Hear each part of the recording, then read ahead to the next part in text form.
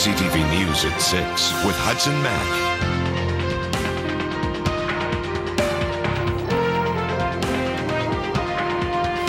Good evening, welcome. Thank you for being here. BC's Auditor General under fire again tonight, this time for a report that has not even been released.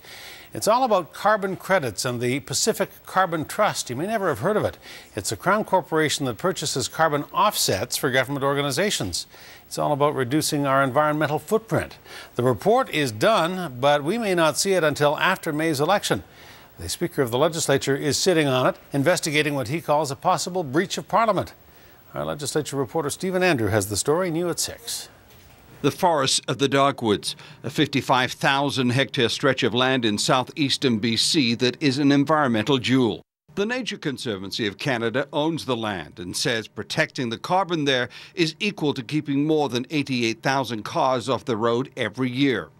The Dogwoods is one of a number of privately run offset programs from which the government-owned Pacific Carbon Trust purchases offsets.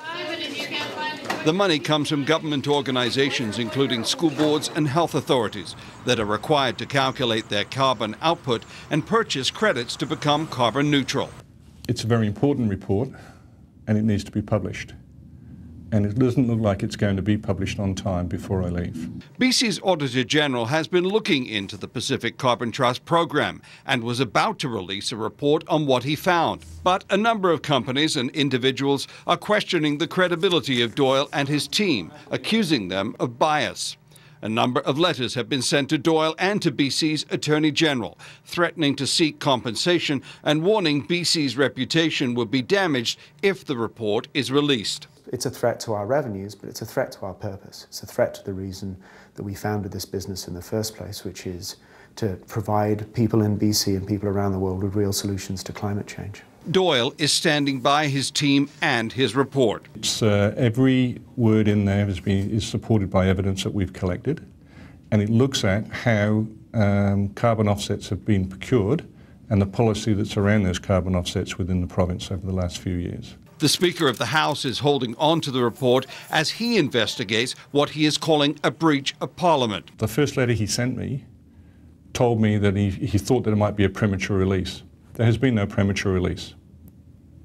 I don't think anyone knows what's in the report. If there had been a premature release, then obviously people would know what was in the report, and that's not the case.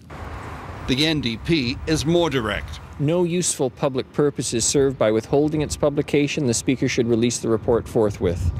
But the Speaker of the House says he is offering no further comment or releasing the report until he completes his investigation.